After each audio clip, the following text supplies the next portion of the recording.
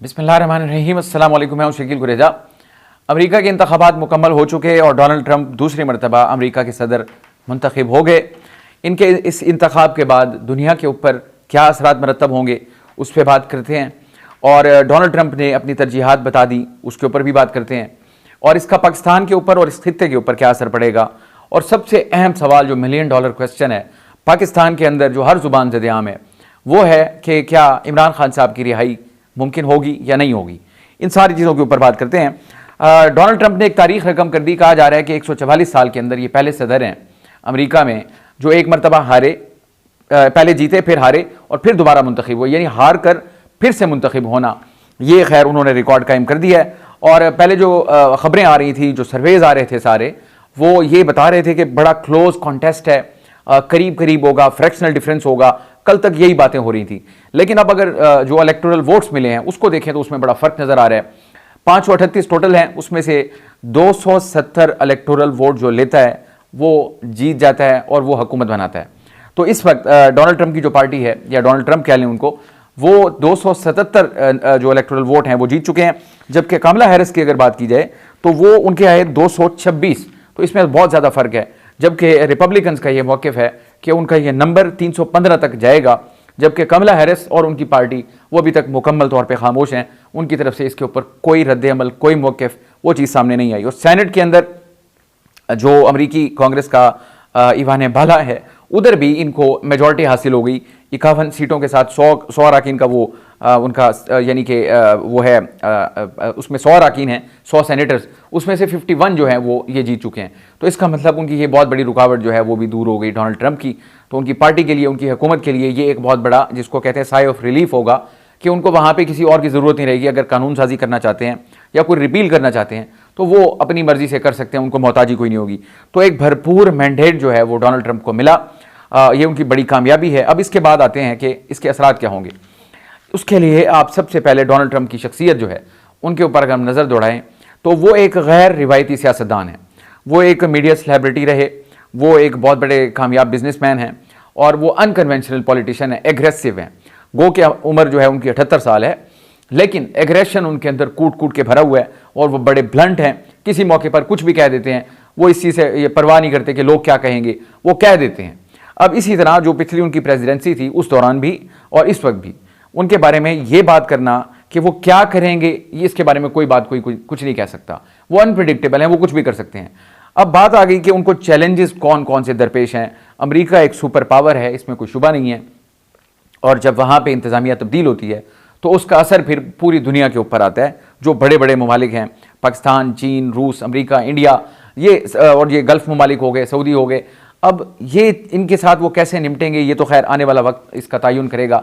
जो तरजीहात उन्होंने खुद बताई डोनाल्ड ट्रंप ने अपनी विक्ट्री स्पीच के अंदर, वो बड़ी सिंपल हैं। उन्होंने कहा जी सबसे पहले अमेरिका और अमरीकी, ये उनकी तरजीह हैं।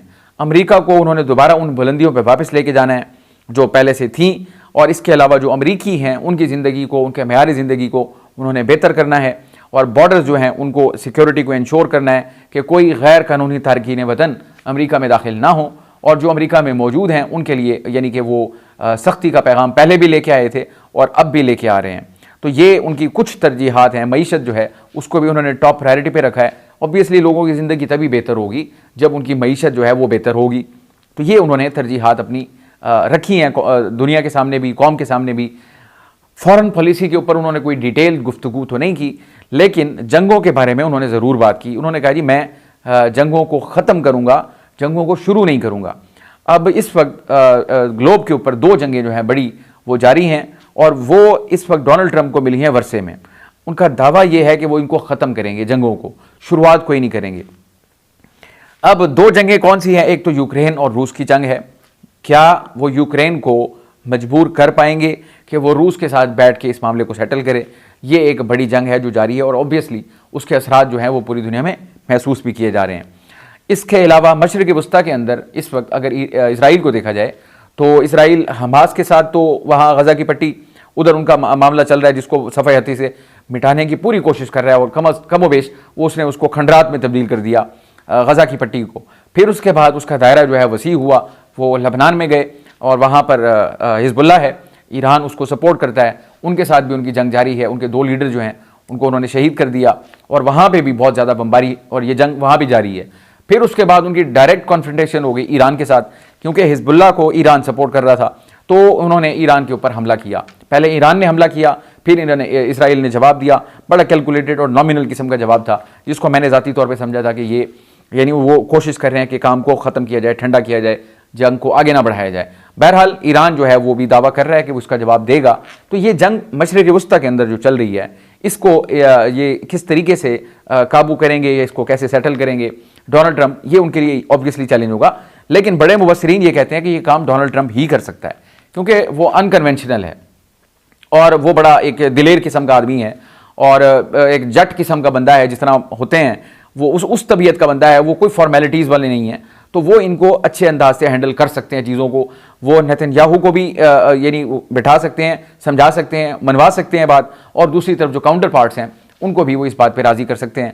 और उनको राज़ी करने के लिए वो सऊदी अरब हो गया, यूएई हो गया, इनके जो क्राउन प्रिंस हो गए, उनके साथ उनके ज़ाती मरासिम और ज़ाती ताल्लुकात भी हैं, तो वो उनको भी परसुएड कर सकते हैं, उनको इन्फ्लुएंस कर सकते हैं और इस तरह वो इनका कोई सलूशन निकाल सकते हैं। तो ये बहरहाल 2 जंगें जो हैं ये उनके लिए बड़ा चैलेंज होंगी और मुझे ज़ाती तौर पे ये तवक्को है, अंदाज़ा है, उम्मीद है कि वो इनको ख़त्म कर लेंगे, क्योंकि उन्होंने कहा कि मैं दुनिया के आलमी अमन को बहाल करूँगा।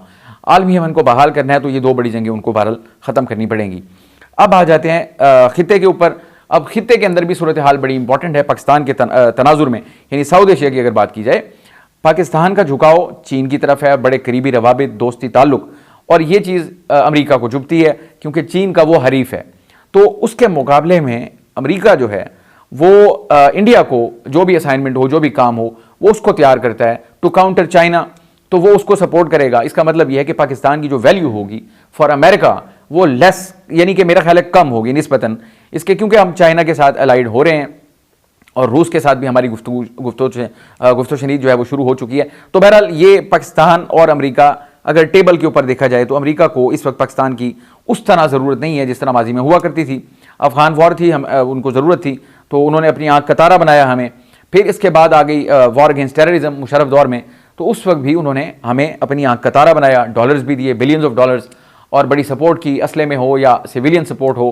कैरी लूगर बिल आपको याद होगा। तो ये सारा कुछ चलता था असाइनमेंट के साथ। इस वक्त पाकिस्तान के पास कोई ऐसी असाइनमेंट मौजूद नहीं है और ज़्यादा से ज़्यादा उनका यही होगा कि अफ़गानिस्तान जो है वो टेररिज्म एक्सपोर्ट करने का अड्डा ना बने।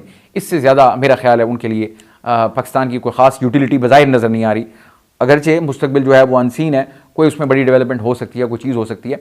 लेकिन अब आ जाते हैं पाकिस्तान के अंदर, क्योंकि इस वक्त पाकिस्तान के अंदर अगर सूरत हाल देखी जाए तो 2 कैंप आपको वाज़े नज़र आ रहे हैं। एक कैंप के अंदर थोड़ी मायूसी और दूसरे के अंदर उम्मीद है। मायूसी जिस कैंप में पाई जा रही है वो है ये हुकूमती इत्तेहाद सारा। उसकी वजह एक तो इन लोगों के ट्रंप के बारे में जो बयानात थे माजी के, वो इमरान खान साहब को और इनको कंपैरिजन्स करते रहे बहुत ज़्यादा कि वो वहाँ का ट्रंप है तो ये यहाँ का ट्रंप है। उन्होंने वहाँ पे हमले किए, इन्होंने यहाँ पे हमले किए। आपको याद होगा 2020 के इंतखाबात में जो वहाँ पे यानी कि फसादात शुरू हो गए और बिलखुसूस कैपिटल हिल के ऊपर जो हमला हुआ, फिर उनकी गिरफ्तारियाँ भी हुई, उनकी यानी प्रोसिक्यूशन हुई, फिर उनको सज़ाएँ हुई, सज़ाएँ काट भी रहे हैं। और ये भी हैरान कुन बात है कि डोनाल्ड ट्रंप साहब खुद कन्विक्ट हुए और 26 नवंबर को गालिबन उनकी एक और सज़ा का फैसला आना है। सदर वो मुंतखब हो चुके हैं, हल्फ तो वो उठाएंगे जाके जनवरी में, लेकिन अब उनकी कन्विक्शन जो है वो 26 को यानी कि कोई सज़ा हो सकती है 26 नवंबर को। बहरहाल लोगों का वोट था, लोगों ने उनको दिया, उनसे उम्मीदें बांधी। अब वो सदर मुंतखब हो चुके और बड़ा भारी उनको मैंडेट मिला है। तो बात हो रही थी 2 कैंप्स पाकिस्तान के अंदर। एक तो हो गया, मैंने आपको हुकूमती इत्तेहाद बता दिया, इनके अपने बयानात जो थे अब कुछ के बारे में आ रही हैं कि वो अपने ट्वीट्स जो हैं वो डिलीट भी कर रहे हैं, बिलखुसूस एहसन इकबाल साहब के हवाले से कि वो ट्रंप के ऊपर बड़ी तनकीद करते थे तो उन्हें अपने ट्वीट्स डिलीट करने पड़े हैं। और इसी तरह मरीम नवाज साहिबा का मौक़िफ़ हमारे सामने है, कुछ ख्वाजा आसिफ साहब की बातें हैं इस तरह। तो बहरहाल उनको ये यकीन था कि वो दोबारा तो आएगा नहीं, लेकिन अब वो दोबारा आ गया। अब उनके लिए वो एक नाइटमेयर बन गया, क्योंकि इनकी हुकूमत है, चलना तो उन्हीं के साथ है, जो जिस हद तक भी ताल्लुकात होंगे, लेकिन इनको उनके साथ चलना है, सामने खड़ा होना है। उनकी एडमिनिस्ट्रेशन है और वो रूल करते हैं, सुपर पावर है दुनिया की। बहरहाल और दूसरा कैंप जो हमारा है वो पाकिस्तान तहरीक इंसाफ का है। अब उसके अंदर उम्मीद क्या है? ये एक बड़े अरसे से बात चल रही है कि जब डोनाल्ड ट्रंप आएगा तो इमरान खान साहब की जो बाहर निकलने का रास्ता है वो हमवार होगा, यानी कि इमरान खान साहब की रिहाई का इम्कान पैदा हो जाएगा। अब इसके ऊपर पहले मैं अपना नुक्ता एक रख दूं आपके सामने। डोनाल्ड ट्रंप जो है वो इंतहाई अनप्रिडिक्टेबल शख्सियत हैं, और अब से नहीं, वो शुरू से हैं और अपनी मर्जी करते हैं जो भी होती है उनकी। तो यानी कि वो बहुत ज़्यादा डिपेंड नहीं करते किसी पे, यानी इम्पल्सिव हैं वो बड़े। तो ऐन मुमकिन है कि वो इमरान खान साहब के लिए कोई ऐसी एफर्ट कर लें, और हो सकता है वो ना भी करें। तो इसके बारे में कुछ यानी मुदल्लल अंदाज में कुछ नहीं कहा जा सकता कि वो ऐसा करेंगे या नहीं करेंगे। अब तहरीक इंसाफ को उम्मीदें क्यों वाबस्ता हुई? तहरीक इंसाफ को उम्मीदें इसलिए वाबस्ता हुई, दो उसकी पॉसिबल रीजंस हैं। एक जो कॉमनैलिटीज़ हैं इमरान खान साहब की और डोनाल्ड ट्रंप की, मैं उसके ऊपर बात करता हूँ। और दूसरा इमरान खान साहब का जो दौरा अमरीका था, जो फालहाना इस्तकबाल हुआ, जिस तरीके से उनको रिसीव किया गया, जो मीटिंग्स हुई, जो गुफ्तगू हुई, बल्कि ये भी पता चला कि खुद डोनाल्ड ट्रंप की जो फैमिली है वो भी इमरान खान साहब की फ़ैन निकली। तो वो उन्होंने सेल्फीज़ भी बनाई और इमरान खान साहब को वो अपनी जो रिहाइश है वाइट हाउस में, उस एरिया में लेके गए, फिर उसकी तस्वीर आई, आपने देखी। तो उनको एक करीबी ताल्लुक के तौर पे देखा जा रहा है। एक तो वो पॉसिबिलिटी है, और दूसरा जो मैंने कॉमनैलिटीज़ की बात की डोनाल्ड ट्रंप के अंदर और इमरान खान साहब के अंदर, वो यानी जिसको कहते हैं ना गैर मामूली हैं, बड़ी बहुत गैर मामूली हैं।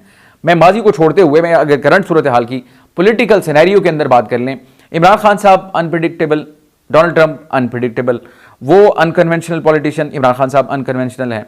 इमरान खान साहब का करियर सियासत नहीं था, स्पोर्ट्समैन थे, वर्ल्ड कप जीता, उसके बाद वो फिलैंथ्रोपी में चले गए, उन्होंने वो काम किए, उसके बाद वो सियासत में आए और वो वज़ीर आज़म भी बने। डोनाल्ड ट्रंप को देखें, वो मीडिया सेलिब्रिटी था, फिर उसके बाद जनाब वो एक बहुत बड़े सक्सेसफुल बिजनेसमैन, फिर उसके बाद आए पॉलिटिक्स में, वहाँ वो सदर मुंतखब हुए। फिर उसके बाद जब उसकी हुकूमत गई तो उनके साथ क्या हुआ वो आपको याद है। इधर 9 मई की बात की जाती है तो वहाँ पे वो कैपिटल हिल पे हमला जो है उसकी बात की जाती है। यहाँ से फिर कॉम्युनैलिटीज़ शुरू होती हैं। तो वो मूडी आदमी है, खान साहब भी मूडी आदमी हैं। तो उसके बाद उनके साथ जो प्रोसिक्यूशन वाले मामलात हुए, वो उसको परसिक्यूशन कहते हैं, कि उनके साथ जुल्म हुआ कानून की आड़ में। इधर 9 मई के तनाजुर में पाकिस्तान तहरीक इंसाफ कह रही है कि उनके साथ जुल्म हुआ, ये सारा ड्रामा किया गया। उधर उन्होंने अपनी जंग लड़ी, तमाम तर सजाएं भी, अदालतें भी, केसेस भी, जो भी कुछ होता रहा, लेकिन उन्होंने फाइट बैक किया, बाउंस बैक किया, और आज वो जीत के दोबारा आ गए।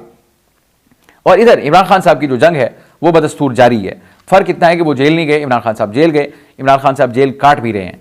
तो इनकी जो कॉम्युनैलिटीज़ हैं वो ये कि अनप्रिडिक्टेबल हैं, फाइटर हैं, कन्वेंशनल पॉलिटिशियंस हैं, और पीछे का जो उनका ट्रैक रिकॉर्ड है वो सक्सेस से भरा हुआ है, चाहे वो ट्रंप का हो या वो इमरान खान साहब का हो। तो इन कॉम्युनैलिटीज़ की बुनियाद पे यानी कि तहरीक इंसाफ को ये तवक्को है कि डोनाल्ड ट्रंप इस चीज़ को अंडरस्टैंड करेगा, कि बेहतर अंडरस्टैंड करेगा जो कुछ उनके साथ हुआ और जिस आड़ में हुआ वो सारा कुछ रेप्लिकेट हो रहा है पाकिस्तान तहरीक इंसाफ के साथ यहाँ पाकिस्तान में। अगर तो पाकिस्तान तहरीक इंसाफ का जो इंटरनेशनल चैप्टर है वो वहाँ तक ये पैगाम ले जाने में कामयाब हो जाता है, तो ऐन मुमकिन है वो परसुएड कर लें एडमिनिस्ट्रेशन को, अमरीकी एडमिनिस्ट्रेशन को, कि वो इमरान खान साहब के लिए आवाज़ उठाएं। तो ये ऐन मुमकिन है, और मुझे ये बज़ाहिर लगता है, क्योंकि मैं अगर तहरीक इंसाफ का जो इंटरनेशनल चैप्टर है उसकी सक्सेस को देखूं तो मुझे लगता है कि वो ये काम कर जाएंगे। सक्सेस क्या है? अमरीकी कांग्रेस के अंदर 98% सक्सेस रेट के साथ करारदाद मंजूर करवाना, इसकी तारीख में कोई मिसाल नहीं मिलती। इमरान खान साहब और तहरीक इंसाफ के हक में करारदाद आई और 98% शरह से वो काम 375 में से 368 वोट पड़े उसके हक में, जो कि इमरान खान साहब ने भी कहा था कि आज तक बावजूद इसके कि इजराइल की इंतहाई मजबूत लॉबी है वहाँ पर, इतनी बड़ी करारदाद वो भी वहाँ से पास नहीं करवा पाए जो कि तहरीक इंसाफ के हक में हुई 98%। ये तो पिछली बात होगी। मोर रिसेंटली अगर आप देखें, आपको याद है 62 उनके कांग्रेसमैन उनकी जानिब से अपने सदर यानी कि जो बाइडन को ख़त लिखा गया, और वो भी तहरीक इंसाफ, इमरान खान और उनके जो सियासी कैदी हैं उनके हवाले से था, और वो उनको मौसूल भी हो चुका। तो ये इनके इंटरनेशनल चैप्टर जो है तहरीक इंसाफ का, ये उसकी बदौलत ही मुमकिन हुआ। और अब जो कि वहाँ पे मौजूद भी हैं, एक्टिव भी हैं, जुल्फ़ी बुखारी जो हैं, आपको याद है जैरेड कुशनर जो कि दामाद हैं इसके डोनाल्ड ट्रंप के, उनके साथ उनका एक ज़ाती ताल्लुक़ बन गया था, मुलाकातें भी हुई, नंबर भी एक्सचेंज हुए, और आज भी उनके इमरान खान के बिहाफ पे जुल्फ़ी बुखारी ने उनको मुबारकबाद भी दी on behalf of PTI and on behalf of Imran Khan. उनकी तरफ से मुबारकबाद आ गई और वो तस्वीर भी शेयर कर दी जो उस विज़िट के दौरान बनाई गई थी। बाद अज़ां इमरान खान साहब के अपने ट्विटर हैंडल से भी उनको मुबारकबाद दे दी गई और खैर सगाली जज्बात जो थे उसका इजहार कर दिया गया, और उन्होंने ये इस बात पे जोर दिया, उम्मीद जाहिर की कि डोनाल्ड ट्रंप जो है वो ग्लोबल डेमोक्रेसी को बेहतर करने और जो ह्यूमन राइट्स हैं उनको बेहतर करने के लिए अपना किरदार अदा करेंगे। अब जब बात आ रही है ह्यूमन राइट्स की, तो पाकिस्तान के अंदर जो ह्यूमन राइट्स की सूरत हाल है वो आपके सामने है। तहरीक इंसाफ के साथ जो कुछ हो रहा है, इमरान खान के साथ जो कुछ हो रहा है, पॉलिटिकल पार्टी के साथ जो कुछ हो रहा है, ईवान के अंदर जो कानून साजी और जो इदारों के अंदर मामला चल रहे हैं, ये सारी चीज़ें वो आपको क्लियरली डिपिक्ट करती हैं कि इमरान खान साहब ने ये जो ह्यूमन राइट्स वाली बात की वो इसका एक तनाजुर है पूरा, तो उनका पैगाम भी वहाँ तक पहुँच चुका है। अब सवाल ये होगा कि क्या डोनाल्ड ट्रंप ये काम करेंगे या नहीं करेंगे। अगर ब्रॉडली ये देखा जाए तो रियासतें जो हैं उनके अपने मफादात होते हैं रियासत के साथ, ये तो एक लेवल होता है। अगर इस सतह पे देखा जाए तो इस वक्त अमरीकी सदर की टेबल के ऊपर पाकिस्तान के लिए बज़ाहिर कोई असाइनमेंट तो नज़र नहीं आ रही, कोई एक बड़ा ब्रेक थ्रू नज़र नहीं आता। यानी कि आपकी जो उनको ज़रूरत है वो बहुत कम है, वो इंडिया के ऊपर ज़्यादा रिलाई कर रहे हैं टू काउंटर चाइना, और हम चाइना के दोस्त हैं, तो इस लिहाज से देखें वो स्पेस मजीद श्रिंक होता है। तो ये तो है रियासतों के दरमियान।